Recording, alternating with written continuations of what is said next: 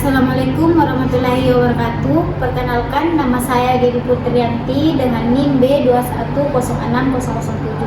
Baik, di sini saya akan memenuhi tugas yang diberikan oleh dosen Ibu Farida SST MKes. Nah, baik, di sini saya akan menjelaskan beberapa materi. Yang pertama itu praktek berdasarkan bukti. Nah, pengertian evidence adalah pemberian informasi kebidanan berdasarkan bukti dari penelitian yang bisa dipertanggungjawabkan.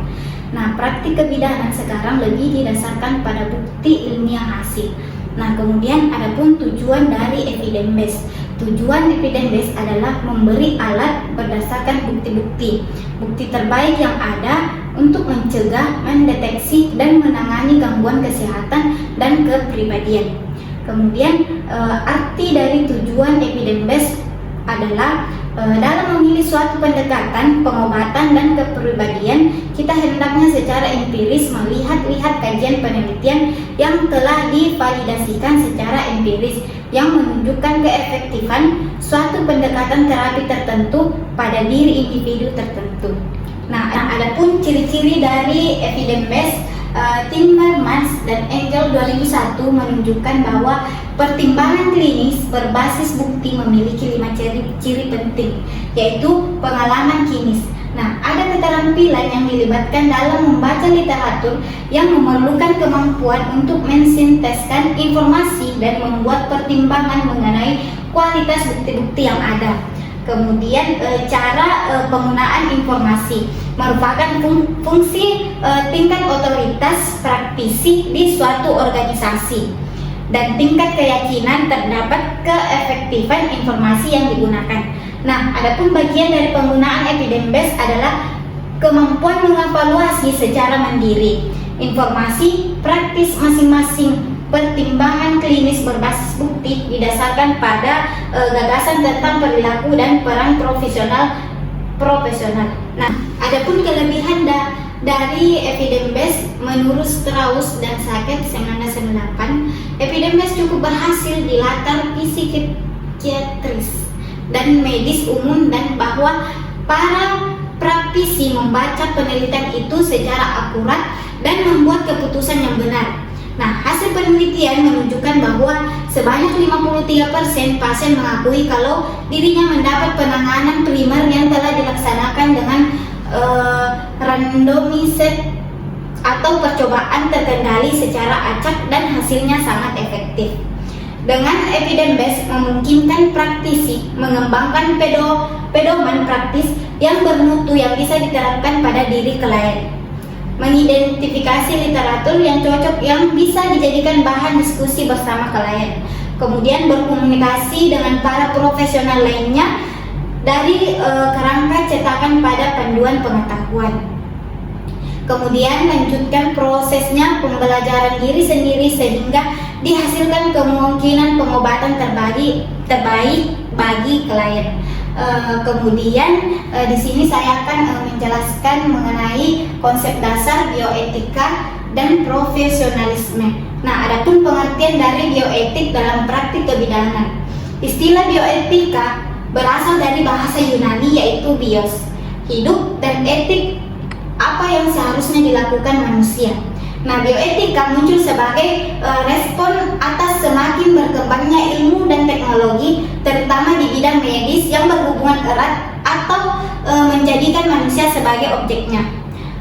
Kemudian kesimpulannya bahwa bioetik lebih berfokus pada dilema yang menyangkut perawatan kesehatan serta aplikasi teori etik dan prinsip etik terhadap masalah pelayanan kesehatan. Kemudian adapun profesionalisme. Istilah dari profesionalisme ini yaitu profesi yang berkaitan dengan bidang pekerjaan yang sangat dipengaruhi oleh pendidikan dan keahlian. Ada perbedaan antara profesi dan pekerjaan. Nah, kalau profesi adalah kegiatan yang dilakukan untuk menafkahi diri sendiri dan keluarga, di mana profesi tersebut diatur oleh etika profesi. Nah, etika profesi hanya berlaku sesama profesi tersebut. Nah, pekerjaan adalah kegiatan yang dilakukan untuk menafkahi diri sendiri dan keluarga, di mana pekerjaan tersebut tidak memiliki etika. Nah, adapun kebidanan sebagai profesi. Profesi adalah bidang pekerjaan yang dilandasi pendidikan keahlian, mencakup keterampilan, kejujuran, dan sebagainya. Dalam melaksanakan profesi, bidan memiliki peran sebagai pelaksana, pengelola, pendidik, peneliti, dan bidan memiliki fungsi sesuai perannya. Kemudian, ada bioetik bertujuan untuk memberikan solusi kepada konflik moral yang kian meningkat seiring dengan semakin majunya ilmu pengetahuan. Bioetik tidak bermaksud untuk menghalangi dan menghambat pertumbuhan ilmu pengetahuan dan teknologi, melainkan sekedar memberikan rambu-rambu agar tidak terjadi manipulasi. Baik, di sini saya juga menjelaskan mengenai literatur dan penelitian, pengenalan pada model penelitian. Nah, adapun pengertian literatur dan penelitian. Literatur adalah bahan bacaan yang digunakan dalam berbagai aktivitas baik secara intelektual maupun rekreasi. Menurut Alla Glossary of Library and Information 1983. Nah, sedangkan penelitian didefinisikan sebagai suatu usaha untuk menemukan, mengembangkan, dan menguji kebenaran suatu pengetahuan, dan usaha-usaha itu dilakukan dengan metode ilmiah. Nah, adapun tujuan dari penelitian. Tujuan penelitian adalah suatu indikasi ke arah data atau informasi apa yang akan dihasilkan melalui penelitian. Nah, secara umum, penelitian bertujuan untuk mengembangkan ilmu dan berbagai pengetahuan yang telah ada, serta adanya fakta dan temuan baru sehingga dapat disusun sebagai teori, konsep hukum, kaidah, atau metodologi baru yang dapat digunakan untuk mencegah masalah yang ada. Pengenalan dan model penelitian secara umum. Pengertian atau riset merupakan kegiatan yang menghasilkan suatu karya tulis yang berdasarkan kenyataan ilmiah. Nah, model penelitian ada dua, yaitu metode kualitatif dan metode kuantitatif.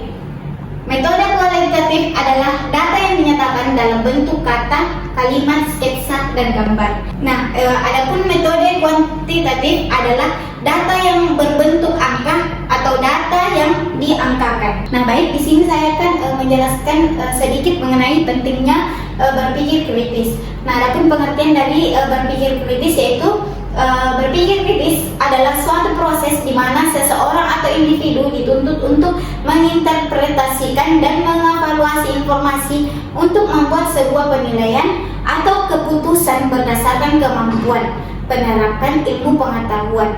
Kemudian ada berpikir kritis merupakan hal yang penting harus dilakukan diantaranya karena yang pertama itu untuk memanfaatkan potensi seseorang dalam melihat masalah, memecahkan masalah, menciptakan dan menyadari diri.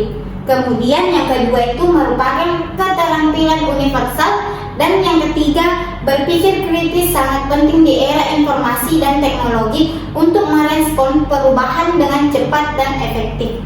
Nah, kemudian ada tingkat berpikir kritis.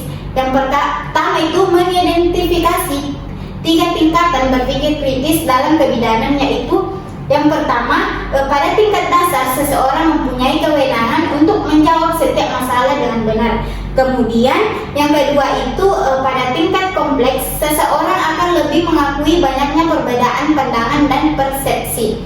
Kemudian yang ketiga, pada tingkat komitmen, bidan sudah memiliki tindakan apa yang akan dilakukan berdasarkan hasil identifikasi dari berbagai alternatif pada tingkatan kompleks. Kemudian ada fungsi berpikir kritis dalam kebidanan. Yang pertama itu penggunaan proses berpikir kritis dalam aktivitas kebidanan sehari-hari. Kemudian yang kedua, membedakan sejumlah pengguna dan isu-isu dalam kebidanan. Kemudian yang ketiga, mengidentifikasi dan merumuskan masalah kebidanan. Dan yang terakhir, menganalisis pengertian hubungan dari masing-masing indikasi, penyebab, dan tujuan serta tingkat hubungan. Nah, kemudian ada pun contoh dari bersikap kritis. Yang pertama, tanggung gugat, kedua, berpikir mandiri, ketiga, mengambil resiko, dan keempat, kerendahan hati. Kemudian di sini saya juga menjelaskan mengenai pengenalan politik pada pelayanan kebidanan. Di sini ada pengertian politik dan kesehatan. Nah, perkataan politik berasal dari bahasa Yunani yaitu polistaia. Polis berarti kesatuan masyarakat yang mengurus diri sendiri atau berdiri sendiri. Sedangkan taia berarti urusan. Dari segi kepentingan penggunaan kata politik mempunyai arti yang berbeda-beda. Kemudian adapun pengertian dari kesehatan. Kesehatan adalah kondisi umum dari seseorang dalam semua aspek. Ini juga merupakan tingkat fungsional atau efisiensi metabolisme organisme seiring secara implisit manusia. Nah, organisasi kesehatan dunia mendefinisikan kesehatan didefinisikan sebagai keadaan lengkap fisik, mental, dan kesejahteraan sosial, dan bukan hanya ketiadaan penyakit atau kelemahan. Kemudian politik kesehatan adalah kebijakan negara di bidang kesehatan, yakni kebijakan publik yang didasari oleh hak yang paling fundamental, yaitu merupakan hak warga negara, sehingga dalam pengambilan keputusan politik khususnya kesehatan berpengaruh terhadap kesehatan masyarakat. Sebaliknya politik juga dipengaruhi oleh kesehatan, di mana jika derajat kesehatan masyarakat meningkat maka akan berpengaruh pada kesejahteraan masyarakat. Kemudian adapun contoh pengaruh politik terhadap kesehatan. Nah, pada anggaran kesehatan, karena sehat merupakan hak rakyat dan negara pun tak ingin rakyatnya sakit-sakitan, diambillah keputusan politik yang juga sehat, yaitu anggaran untuk kesehatan rakyat mendapatkan porsi yang sangat besar karena negara tidak ingin rakyatnya sakit-sakitan. Pemerintah bersama DPR membebani impor alat-alat kedokteran dengan pajak yang sama. Untuk impor mobil mewah juga keputusan politik. Nah, kemudian adapun manfaat dari memahami politik kesehatan antara lain yaitu dapat merumuskan kebijakan kesehatan, menganalisis kebijakan kesehatan. Dengan menganalisis kebijakan tersebut, pemerintah mampu memberikan jenis tindakan kebijakan yang telah untuk menyelesaikan suatu masalah, memberikan kepastian, memberikan kebijakan atau keputusan yang sesuai atau sesuatu masalah yang awalnya tidak pasti. Baik, cukup dari saya. Sekian dan terima kasih. Wassalamualaikum warahmatullahi wabarakatuh.